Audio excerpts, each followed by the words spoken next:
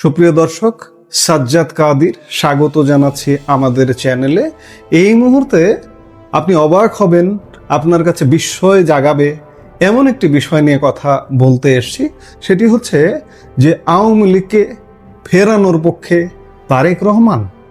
সেটি কোন প্রক্রিয়ায়, কেন, সেই আলাপটি এই মুহূর্তে করতে বসেছে আপনাদের সামনে। আমি যদি ফিরে যাই, তারা আমাকে গ্রেপ্তার করতে পারে, এমনকি মেরেও ফেলতে পারে, তবু আমাকে ফিরতেই হবে। বাংলাদেশের রাজনীতির ইতিহাসে সবচেয়ে বড় টুইস্ট কি তবে আগামী ডিসেম্বরেই ঘটতে যাচ্ছে? নির্বাসিত এবং ষড়যন্ত্রের মাধ্যমে ক্ষমতাচ্যুত এবং অনুপস্থিতিতে মৃত্যুদণ্ডপ্রাপ্ত সাবেক প্রধানমন্ত্রী শেখ হাসিনা হঠাৎ কেন আগামী 6 মাসের মধ্যে ঢাকায় ফেরার ঘোষণা দিলেন? একজন প্রবীণ রাজনীতিবিদের এই মরণপণ সিদ্ধান্তর পেছনে আসল রহস্যটা কি? এই মুহূর্তের ভিডিওতে আমরা কোনো আবেগ বা পক্ষপাতিত্ব নয়, বরং লন্ডনের সোয়াস ইউনিভার্সিটির শিক্ষক এবং কার্নেগি সাউথ এশিয়া প্রোগ্রামের গবেষক অবিনাশ পালিওয়ালের একটি অসাধারণ ভূ রাজনৈতিক বিশ্লেষণ নিয়ে কথা বলবো, যে বিশ্লেষণটি তিনি গতকালকে লিখেছেন ভারতের প্রসিদ্ধ গণমাধ্যম হিন্দুস্তান টাইমসে। বাংলাদেশ ও ভারতের দর্শকদের জন্য আজকের এই পর্বটি অত্যন্ত গুরুত্বপূর্ণ, কারণ এই মুহূর্তে বাংলাদেশের রাষ্ট্র ক্ষমতায় রয়েছে বিএনপি, আর এই পরিবর্তিত পরিস্থিতিতে আওয়ামী লীগের ভবিষ্যৎ এবং শেখ হাসিনার প্রত্যাবর্তন বাংলাদেশের স্থিতিশীলতাকে কোন দিকে নিয়ে যাবে, আজকে আমরা সেটি ডিকোড করব। পুরো ভিডিওটি শেষ পর্যন্ত দেখুন, কারণ রাজনীতিতে যা দেখা যায় পর্দার আড়ালে ঘটে তার চেয়েও দ্বিগুণ। প্রথমেই প্রশ্ন আসে, শেখ হাসিনা কেন এই মুহূর্তে ফেরার জন্য 6 মাসের আলটিমেটাম দিলেন? সমালোচকরা বলতে পারেন এটি হয়তো একজন ক্ষমতাচ্যুত একনায়কের মরিয়া চেষ্টা, কিন্তু এর পেছনে রয়েছে গভীর আবেগ এবং সুদূর প্রসারী রাজনৈতিক কৌশল। শেখ হাসিনা স্পষ্ট করেছেন, যদি মৃত্যু আসতেই হয় তবে তা যেন আমার নিজের মাটিতে আসে, যেখানে আমার বাবা মা শুয়ে আছেন। এটিকে কেবল রাজনৈতিক জেদ হিসেবে দেখলে ভুল হবে। দীর্ঘ রাজনৈতিক ক্যারিয়ারে আওয়ামী লীগকে তিনি যেভাবে নেতৃত্ব দিয়েছেন, এই কঠিন সময়ে কারাবন্দী ও আত্মগোপনে থাকা দলীয় নেতাকর্মীদের পাশে দাঁড়ানো এবং তাদের মনোবল চাঙ্গা করার জন্য তার এই ঘোষণা অত্যন্ত তাৎপর্যপূর্ণ। কিন্তু কেন 6 মাস পর? কেন এখনই নয় বা আরো পরে নয়? কারণ দীর্ঘ নির্বাসনে থাকলে দলের ভেতরে যে ফাটল ধরে তা তিনি ভালো করেই জানেন। আর ঠিক এই জায়গাতেই উঠে এসেছে আওয়ামী লীগের ভেতরের অভ্যন্তরীণ সমীকরণ। এই আর্টিকেলের লেখক বিশ্লেষণে দেখেছেন যে আওয়ামী লীগ বর্তমানে দুটি ভাগে বিভক্ত হয়ে পড়েছে। একদিকে আছেন কট্টর অনুগত গোষ্ঠী, যারা যে কোনো পরিস্থিতিতে শেখ হাসিনার নেতৃত্বের প্রতি অবিচল, যেমন কারাবন্দী সাবেক শিল্পমন্ত্রী আমির হোসেন আমু কিংবা আইনমন্ত্রী আনিসুল হক।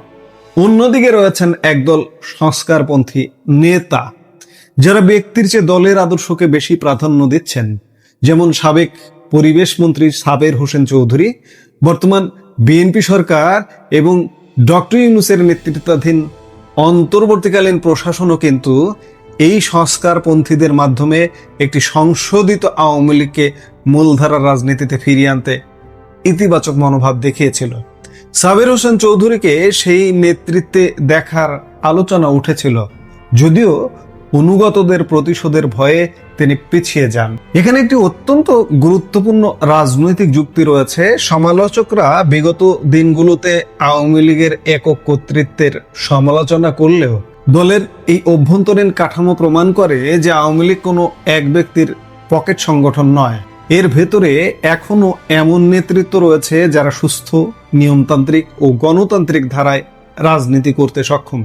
আর শেখ হাসিনা ভালো করে জানেন, তিনি বেশি দিন বাইরে থাকলে এই সংস্কারপন্থীরা বিএনপির সাথে সমঝোতা করে দল পুনর্গঠন করতে পারে, যা তার একক নেতৃত্বকে চ্যালেঞ্জ করবে।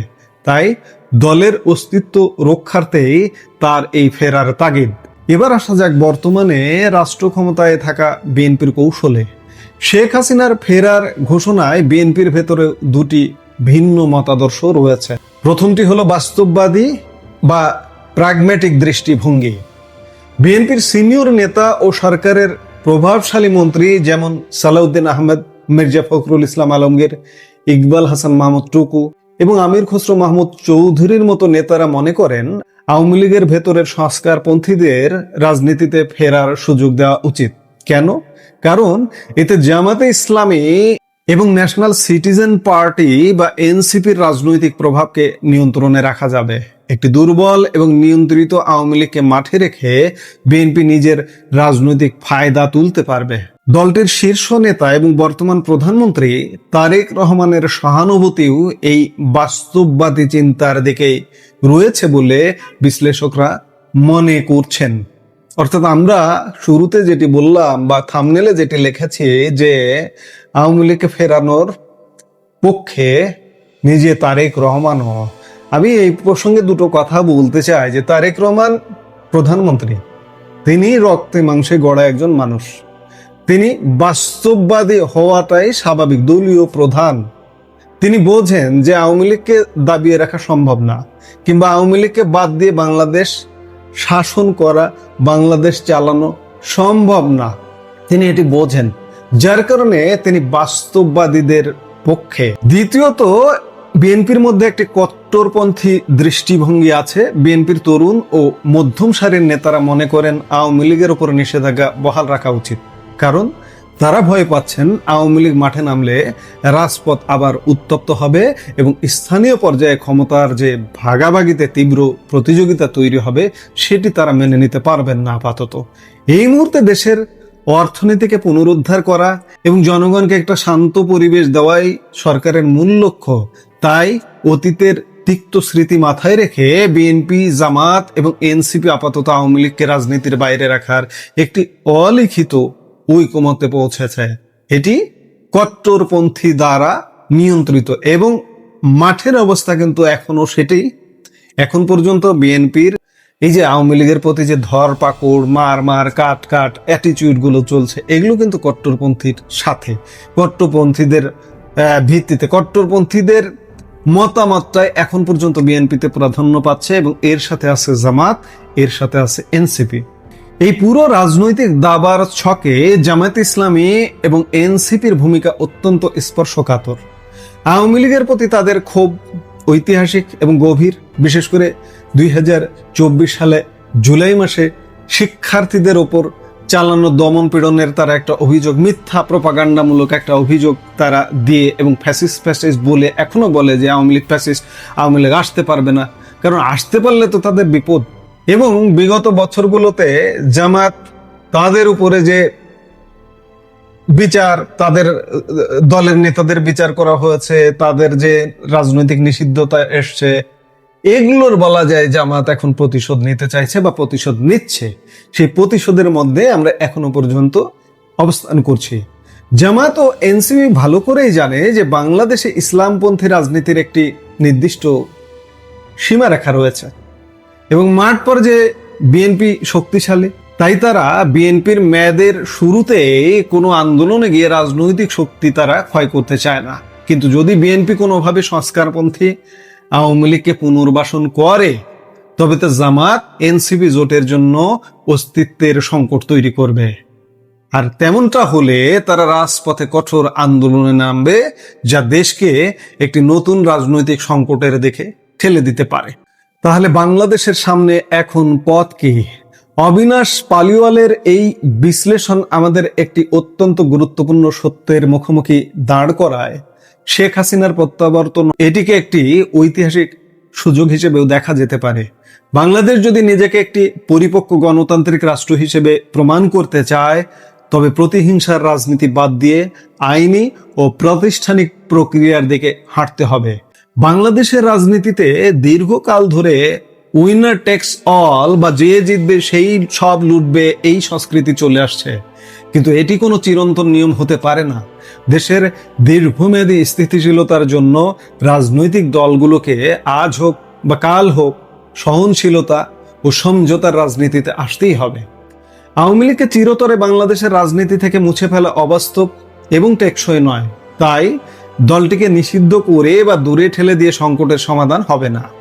বুদ্ধিমানের কাজ হবে শেখ হাসিনার এই প্রত্যাবর্তনকে জাতীয় ক্ষোভের আগুন না বানিয়ে দেশের ক্ষত নিরাময় এবং একটি অন্তর্ভুক্তিমূলক রাজনৈতিক ব্যবস্থার শুরুর বিন্দু হিসেবে ব্যবহার করা। এখন সেটি দেখার বিষয়। তারেক রহমান বিএনপির যে উদারপন্থী অংশটি আছে, ইতিবাচক অংশটি আছে, তাদের সাথে একমত হয়ে আওয়ামী লীগকে, শেখ হাসিনাকে ফেরানোর পথ উন্মুক্ত করতে পারেন কিনা। শেখ হাসিনা 6 মাস সময় দিয়েছে, 6 মাস চিন্তা ভাবনা মেকানিজম করার জন্য যথেষ্ট।